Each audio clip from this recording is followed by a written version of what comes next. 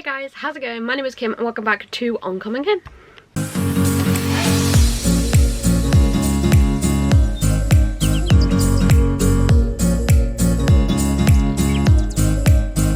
So this is a little bit late because we're now coming to the end of January, but I'm going to be going through the 25 books I want to read in 2025. We have a lot of books to get through and I thought I would briefly show you my journal spread. Here's a little hint as to what's coming, but basically I've chosen 25 books I would love to read in 2025. A few of them I have already read. I know, who is she? But hey ho. It's got a lot of books to go through, so I'm not going to go into details about all of them. I'm just going to briefly go over them because 25 books is a lot of books. So let's get started. The first book on my 25 in 25 is The Final Strive by Sarah El-Sarafi. I read Feybound last year and I loved it with every fibre of my being, so I'm very excited to read the rest of her books and just carry on reading her amazing writing and discover her other world. Cursebound does come out this year, so I'm so excited for that, but I also would like to read this series as it has just come to an end, so it would be nice to kind of know what it's about and to have read her backlist. So, The Empire Ruled by Blood. Red is the blood of the elite, of magic, of control. They are the embers. Blue is the blood of poor, of workers, of the resistance. They are the dusters. Clear is the blood of the servants, and the crushed of the invisible. They are the ghostings. Is that rule about to come to an end? So I'm very excited to read this one. It seems like it's going to be a kind of, you have your people who are higher up who have a certain blood, and then the people who are down at the bottom who have different kinds of blood, and I'm assuming there's going to be some sort of like war or resistance against their empire or something. But I'm super stoked to read this one. I can't wait. And also the cover is just stunning, absolutely stunning. Andrea Stewart has blurbed it as well, and Samantha Shannon, who I love, so happy vibes. I've gone for quite a variety in my 25 and 25 because in my 24 and 24 I found I did a lot of fantasy and not a lot of everything else, so I completely like shared it out across genres with romance, mystery thrillers and fantasy. I've gone kind of even Stevens across the board. So the next book being I Was a Teenage Slasher by Stephen Graham Jones. Now this I'm so excited to read in general, but I'm even more excited now as this was Kayla's best book of 2024. This is huge, this is massive, so I'm very excited to read this one. I again have no idea what it's about, so I think it's something to do with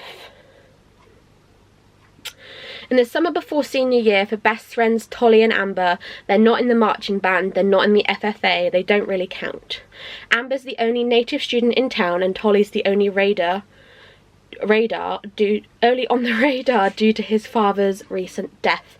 This is all about to change. Bodies are going to be dropping fast in this small West Texan town for a few unbearably hot days that will resonate through the decades and even get made into a TV movie. Tolly and Amber will be famous, notorious even. Finally everyone will know their name.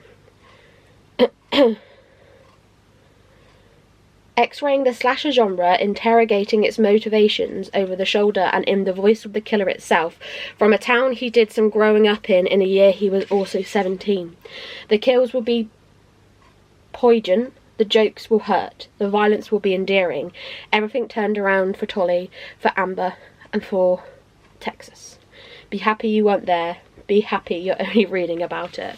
I'm very excited to read this. I haven't really read anything by Stephen Graham Jones, so, and I know there's a lot of people that really enjoy it, so I'm very excited to kind of understand what the hype's about. Next we have The Tainted Cup by Robert Jackson Bennett. This was on a lot of people's favourites of last year as well. Also somebody, I can't remember who, DNF'd it. Was it Steph? It might have been Steph. But I know Jade really enjoyed this one, so I'm very excited to read this as I have very similar tastes to Jade in regards to our fantasy. So I'm super stoked. So for If my conjectures prove true, we shall unmask a murderer, or shall we get all our throats slit. I believe this has like a mystery, fantastical element to it. So I'm very excited to read this one because I do love a bit of mystery, but I also do love a bit of fantasy. Merge the two together, happy Kim. Understood? And next is one that I've been putting off since it came out, Empire of the Damned by J. Kristoff. I read Empire of the Vampire last year and I loved it. I really enjoyed my time with it. I loved the world building, the plot, the story, everything about it. And this is book 2 and it's as massive as the first one, so I've put it off. But I'm still very excited to read this. So this is book 2 in the Empire of the Vampire series, obviously, as I said, and I'm just super excited to read it, but also extremely intimidated by the pure size. But I do want to get this done, as Jay has announced that there will be a 3rd book, and I don't know if it's coming out this year, but if it is, I'd like to get this done before that comes out. If it isn't, I'd still like to get this done. Catch my drift? Okay, next we have Love Theoretically by Ali Hazelwood. I went through a bit of an Ali Hazelwood phase last year in regards to Love Hypothesis, Love on the Brain, Bride. I really enjoyed and found my love for Ali Hazelwood last year, so I do want to continue. So this is the 3rd book kind of within the world of like sciencey romance. I don't know what they call it, but sciencey romance is what we're going to call it, sciencey romance, where we always follow a man and a woman, where they work in like the sciencey world, like the sciencey, I don't know what to call it, like, is it STEM? Is that what they call it? STEM? Like, they work in that, and then obviously it's a romance book, they fall in love. But Ali Hazelwood just has a way with her words and with gripping me in a romance book. So I'm very excited to read this one, because then after this I have Loathe to Love You, which is like a group of short stories based in the same world. So can't really go wrong with that. It's not out yet, but none of you will be surprised it's on here. The Strawberry Patch Pancake House by Laurie Gilmore. I am so unbelievably excited for this book. This is book 4 in the Dream Harbour series. I have given every book in this series 5 stars. I don't know why, I just love it. I love it, I love it, I love it.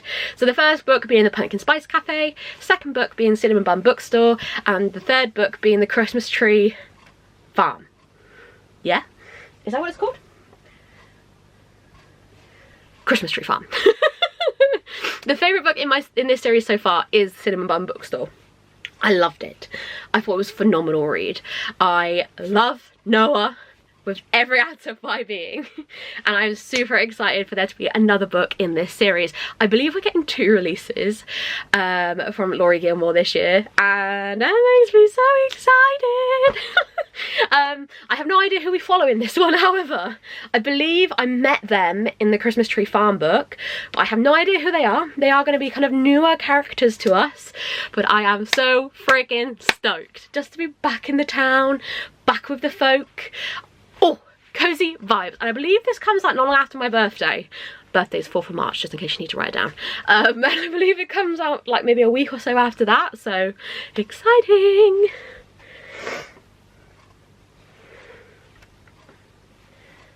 We have another romance. Apparently I grouped them all together.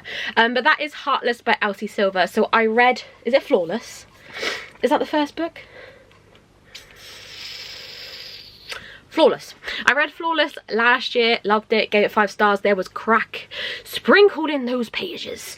It felt like ages ago I read it, but it is a cowboy romance. And I believe this follows the main guy from the first book's brother. Yeah, Cade Eaton. We follow Cade, who is the older brother. I believe he has a child, and then it's also to do with our main female protagonist's best friend. But I'm excited. I love Elsie Silver's writing. Her writing is so easy to read. I wasn't sure if I was going to get on this cowboy romance trend, but I did. Also got one of the girls at work on it, and she has read the entire series. She loved it, so I need to catch up with her because I'm falling behind. So Really excited to get to this one and hopefully read it this year, maybe even in the month of February. Who knows? Because it is literature readathon. Next, we have The Sword of Kaigan by M.L. Wang. The reason this is on here is, one, thanks Claire. Claire bought this for me. I don't know, why did she buy it for me?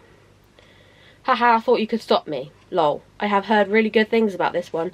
Let me know what you think. I can't remember why she bought it for me. 2nd of June. I think she just did it for the sake of doing it. I don't think there was a specific reason. There's never a specific reason with Claire. You can't stop her. I tried. And she still sent me a book. But yeah, Claire sent me this, so thank you so much, Claire. I will leave Claire's channel link down below. Go check her out. She is a lush little bean. I do love her a whole heckin' ton. And the reason this was on my wish list was because I read Blood Over Brighthaven by M.L. Wang last year, and I loved it. It was phenomenal. It brought all the female rage out of me, but I loved it. I loved it so much, and I loved M.L. Wang's writing, so I'm very excited to read this one. I've been told if you like The Poppy War, you'll enjoy this, and I did like The Poppy War. I haven't continued with that series just yet, but I do plan to. So I don't know. Better to die sharp in the war than rust through a time of peace. Fair enough. A war story. So yeah, I believe this is a very much like your epic fantasy, if you know what I mean. So I'm very excited to read this one and hopefully get to it this year, even though it is a big old boy. Okay, next book we have is Happy Place by Emily Henry. I would really like to get through what I own of Emily Henry this year. So I own Book Lovers, Happy Place and Funny Stories. So I would really like to get to all 3 of those this year because I love Emily Henry's writing. I love her characters, and okay, the one book I've read from her I cried. So I just want to read more from her, and she's such a loved author, and I'm so excited to read this. So Guide to Your Happy Place, I think desperately only to realise I'm literally in my happy place, and here he is. The very last person I expected to see, the very last person I want to see, Win Connor, my fiance. I just, she's got a way with her words, and I just love her. So I'm super excited to read more from her this year, hopefully starting with Happy Place. And the next book I've already read, I know, who is she? And that's The Gathering by CJ Tudor. I'm not going to go into details. All I'm going to tell you, 4-star read. Really enjoyed myself. Vampire, small town, quaint vibes. Really thrillery. Also mystery. If you love a mystery, very good place to start with CJ Tudor. And also her first time doing supernatural, and she did it so freaking well. The vampires in this were really good. I also wonder if this has possibility to become a series, but I love this. I really recommend it. I love CJ Tudor, as we all know. I have 1 book left I haven't read from her yet, and I just love her. Every book I've ever read from her is a 4 or 5 star. She just has a way with it. She has a way to my heart. Next we have Better Than Hex, which is a series on Kindle Unlimited. I think this is like book 4 or book 5 in the Spellbound series, and it's just a really cute, cozy fantasy mystery series. They're really short. They're like 200-300 pages, more 200 pages, and they're just really cute and cozy, and they're just such a great time. And I had such a great time reading these last year, but I just want to carry on. There's like 10 books in the series, and I think I'm on 5. So I would just like to get around to this one again. I really recommend this if you want to get into cozy fantasy. It's a very easy way to read them, very good way to get your Goodreads numbers up as well, for sure, but an absolutely outstanding book. Next I have Clown in the Cornfield by Adam Caesar. Everyone spoke about this over spooky season, and I would just really like to get to it. It has won a couple of awards as well, but it is just very loved, and I just really want to get round to it and find out what all the hype's about. But I've never read a book about spooky clowns before, but hey ho, it is what it is. But I believe there's like some spooky kids in this, clowns, just proper horror vibes, and I'm enjoying my thriller horror stage at the moment. So I would like to get to this one maybe for Summerween, or maybe just in spooky season later in the year, but either way I would really like to read this one this year. Another one that kind of come under that as well is Home is Where the Bodies Are by Genevieve Rose. I saw a lot of people read this last year, Steph being one of them, and she loved it, and I really just want to read it. Oh my god, Colleen Hoover. Colleen Hoover has blurbed this. The Genevieve Rose is the queen of twists. Well, there we go. Again, I have no idea what it's about, so a chilling family thriller about sometimes literal skeletons in the closet. Sounds good to me. I literally don't need to know anything else. I love it looks like a cassette player as well. That's just really cool. But I have seen a lot of people talk about this. Also blurbed by Lisa Jewell. I do love a bit of Lisa Jewell. But yeah, it's another one that I'm just so intrigued in. And it's not... I've had to go onto my phone. My camera died. So yeah, let's carry on.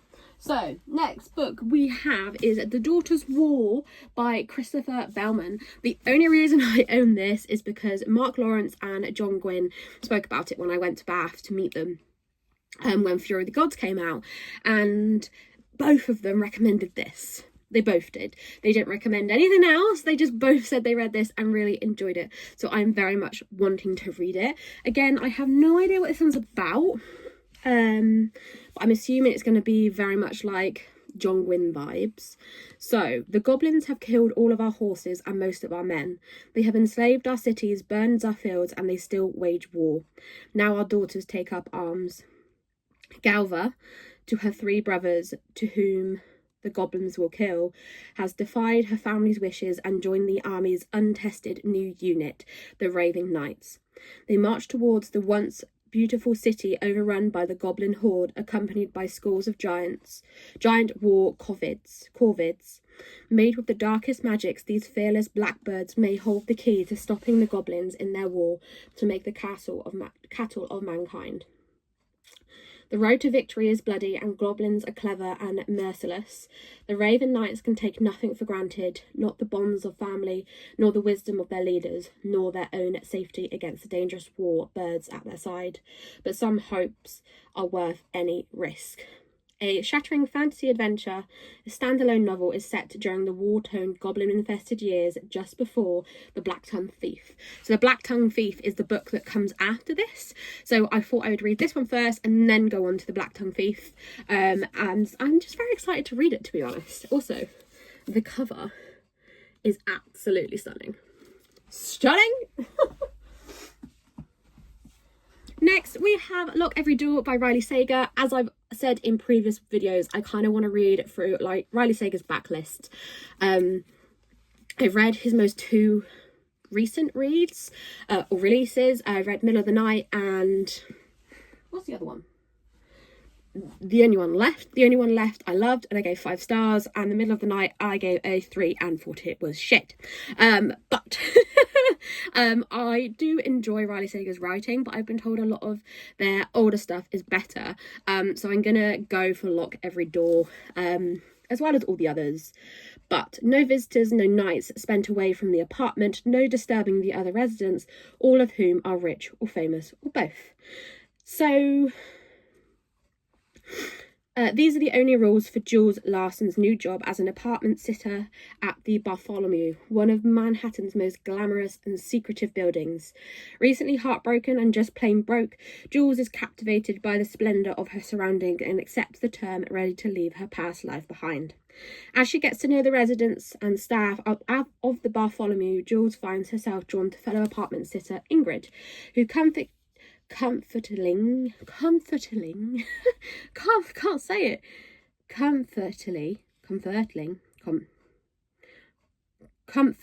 reminds her of her sister, who vanished 8 years ago. When Ingrid confines that the Bartholomew is not what it seems, and that the dark history hidden beneath its gleaming facade is starting to frighten her, Jules brushes it off as a harmless ghost story until the next day, when Ingrid disappears. I'm really excited to read this one. I've heard quite good things about this one, to be honest. Some of them Sega's books are very hit and miss, but this one I have heard mainly great things about, so I am very excited to read it. I'm very excited to read it. Maybe Summerween vibes.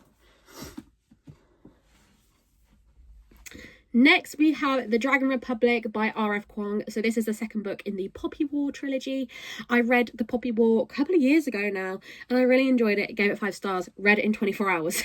There's a vlog somewhere of me reading this book, and I loved it. It was absolutely great time, and I've just not gotten around to continuing on the trilogy.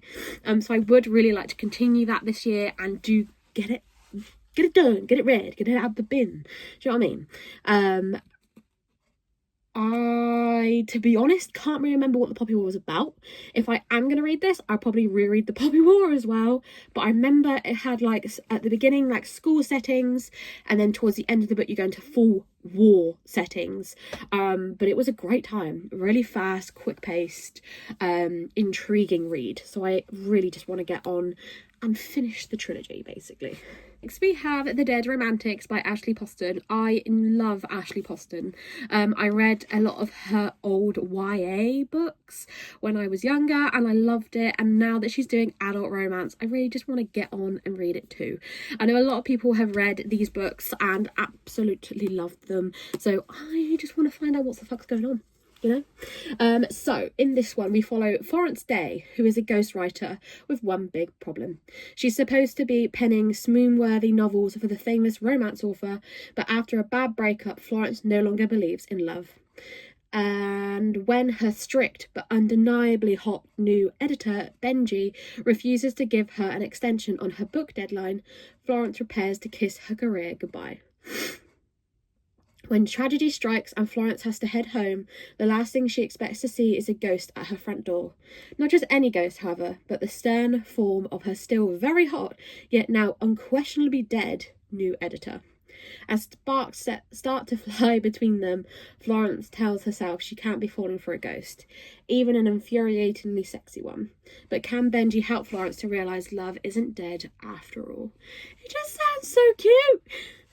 It does worry me that it won't end on a romance though, because he is dead. But maybe there's a twist. Let's hope. We have A Throne of the Fallen by Kerry Maniscalco. So I read Kingdom of the Wicked years ago. And this basically isn't set in the same world, but we're following Raph's brothers instead of Raph. So I am excited to read this one. I think it's Envy. Yeah, we follow Prince Envy and Camilla in this one. I believe there is a game though. Now, if you know me, if you've been here a long time, you'll know I don't really do games in my books. I just, there's something about a game that I don't enjoy. I don't like it. Game settings. So Powerless, for example, didn't like it. There was a game. There was a competition. I don't really do that. And I believe there's like a game/competition in this. So I'm really worried I'm not going to like it. Also, I enjoyed Kingdom of the Wicked, but I wouldn't say it's like one of my favourites. And I was just getting used to Amelia and Raph, that now we're going over to other characters. I'm now unsure.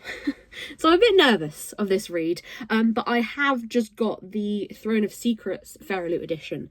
So I feel like I kind of have to read it now, because I have 2 very stunning Fairy editions of the first 2 books. So yeah, bit of a problem really. Next we have basically one of the only books by TJ Klune I haven't read, which is Wolfsong. I love TJ Klune. I love everything that man brings out. I'm very lucky to be sent his newest release as an ARC, and I love him. I love him. I love every fibre of his being. He is a phenomenal writer. The words, his stories have such meaning behind them. House in the Cerulean Sea, best freaking book I've ever read. Fight me. Fight me. I'd even say it's better than Good Girl's Guide to Murder. No, I'm not saying that. It's the best fantasy book I've ever read. Best fantasy book I've ever read. And Wolfsong I haven't read. Like, it's pretty much the only ones I haven't. There's like, I believe this is like a series. I think it's like a 4 or 5 book series. So, Ox Matheson was 12 when his father taught him a lesson. Ox wasn't worth anything and people would never understand him. Then he left. Ox was 16 when an energetic Bennett family moved in next door, harbouring a secret that would change him forever, for the family are shapeshifters who can transform into wolves at will. Drawn to their magic, loyally and enduring friendships, Ox feels the guilt between the extraordinary new world and the quiet life he's known. He also finds an ally in Joe, the youngest Bennett boy. Joe is charming and handsome, but haunted by scars he cannot heal. Ox was 23 when murder came to town and tore a hole in his heart. Violence flared, tragedy split the pack, and Joe left town, leaving Ox behind. 3 years later, the boy is back, except now he's a man, and Ox can no longer ignore the song that howls between them. I'm really excited to read this. I love TJ Klune. I don't think there's anything this man could write that I would hate. The only book, apart from this, I haven't read is Under the Whispering Door. And my reasoning for this being is, if you don't know, I have anxiety. My anxiety is massively triggered by death, and that book follows death. Not death as in the person, but death as in it is a lot to do with grief. And I'm not ready for that yet. But I have started it, and what I read of it I loved. But I just need to go to therapy a bit more before I can read that. Next is another cozy fantasy, which is This Very Secret Society of Irregular Witches by Sangu Mandana. I've owned this a long time, and it does give me House in the Cerulean Sea vibes. So in this, we as one of the few witches in Britain, Mika Moon has lived her life by 3 rules. Hide your magic, keep your head down, and stay away from other witches. An orphan raised by strangers from a young age, Mika is good at being alone, and she doesn't mind it, mostly. But then an unexpected message arrives begging her to travel to the remote and mysterious Nowhere House to teach 3 young witches, and Mika jumps at the chance for a different life.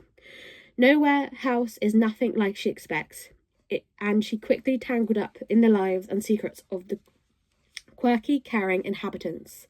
And with Jamie, the handsome, prickly librarian who would do anything to protect his charges and who sees Mika's arrival as a threat, an irritably appealing threat. As Mika finds her feet, the thought of belonging somewhere starts to feel like a real possibility, but magic isn't the only danger in the world, and soon Mika will need to decide whether to risk everything to protect the Fern family she didn't know she was looking for. Really gives me House in the Cerulean Sea vibes. 1, car, cover, the cover, but also found family, romance, magical children. Just House in the Cerulean Sea vibes. I love it. So I'm very excited to read this one. I really got into my cozy fantasy last year, so I'm kind of hoping it's going to carry on and we're going to read it all, hopefully.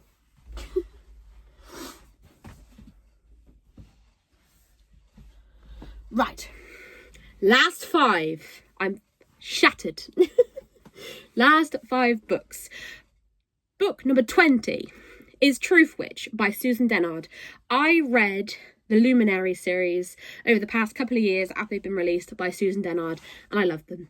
They were either 4 or 5-star books for me. I absolutely loved them. I loved the characters.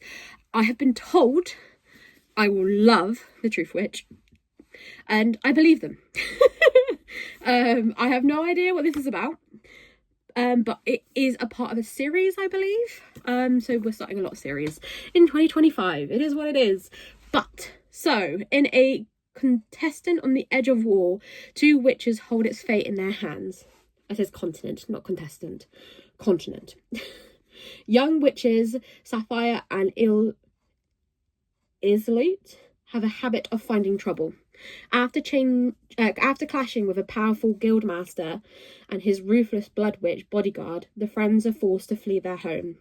Sari must avoid capture at all costs, as she's the rare truth witch, able to discern truth from lies. Many would kill for her magic, so Safi must keep it hidden, lest she be used in the struggling between empires. And Islute's true powers are hidden even from herself. All they want is their freedom, but with war coming, treaties breaking, and magical conjunction,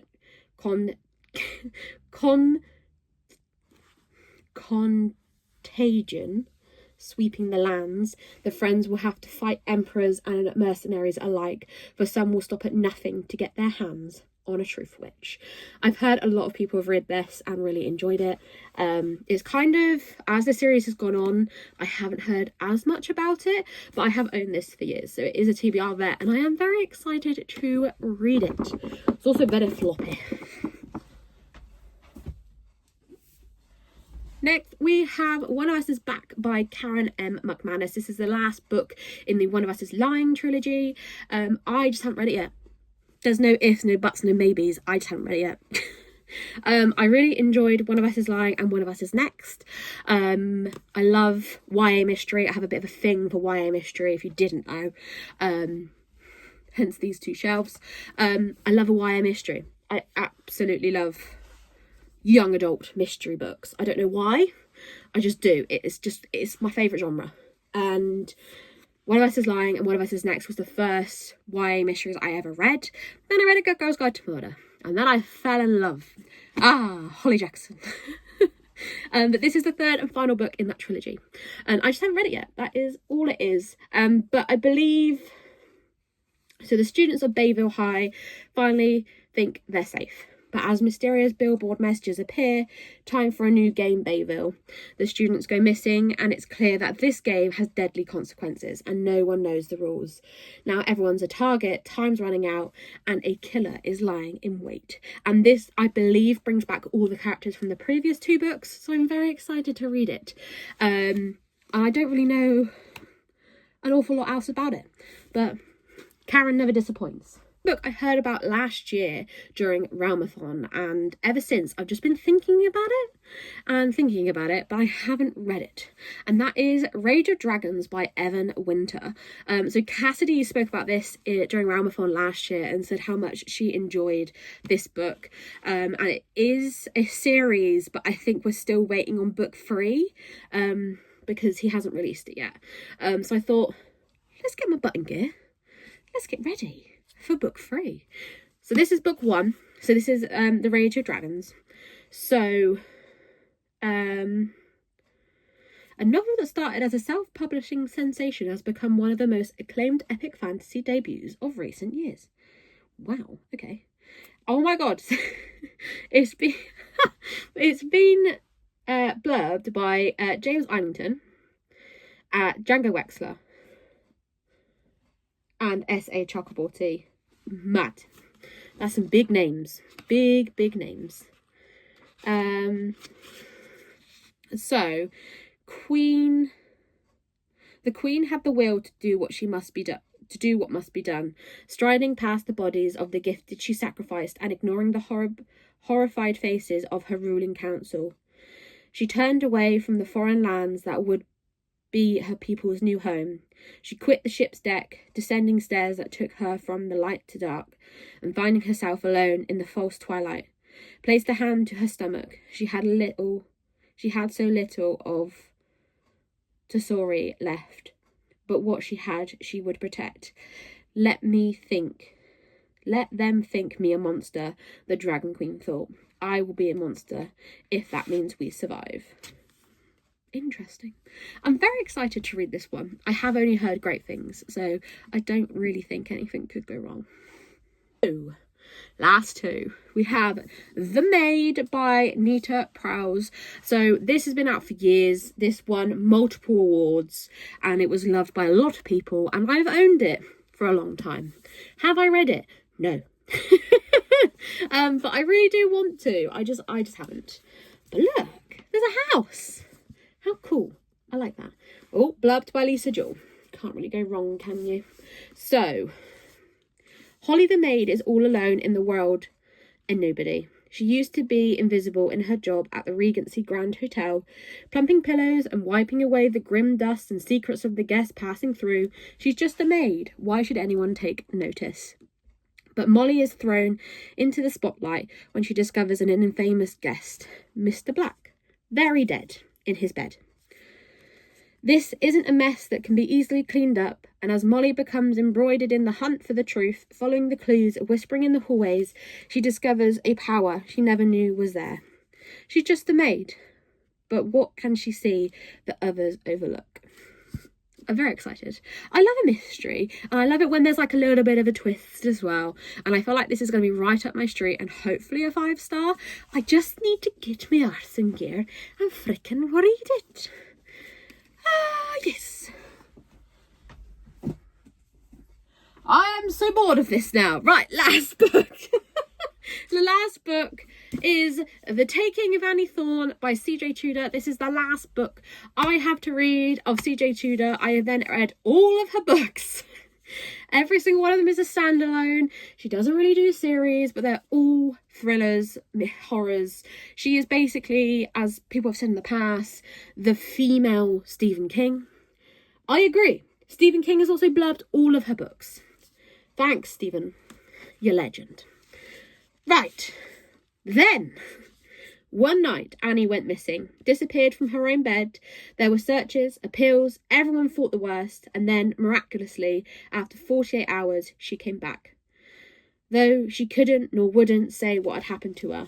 But something happened to my sister. I can't explain what, I just know that when she came back, she wasn't the same. She wasn't my Annie. I didn't want to admit, even to myself, that sometimes I was scared to death of my own little sister. Now, the email arrived in my inbox 2 months ago. I almost deleted it straight away, but I clicked open. I know what happened to your sister, and it's happening again. Yes, C.J. Tudor, yes, yes. I've seen a lot of people really interested in this one. Also recently found out The Hiding Place, or The Hiding Place, I think it's called, is the American version of this. It's the same book. I thought it was a different book. It's the same book. And looking on reviews on Goodreads, so many people I know in America has read this. And I was like, mad. I didn't even know, because I thought it was just called The Taking of Annie Thorne. But no, I think it's The Hiding Place or something like that. But priorities. We're done. We're done. We're done, we're dusted. That is 25 books I would love to read in 2025. Let me know if you have read any of these, what ones I should prioritise, if you'd like to see me doing a vlog where I read some of the 25 and 25. Let me know. Let me know all your shapes, all your fills, all your in-betweens, all your everything. I've recorded so many videos today, I'm done. I'm going for a nap. But thank you guys so much for watching. I hope you enjoyed. Like if you're new. No. Like if you wanna. Subscribe if you're new. And I'll see you very soon for another video.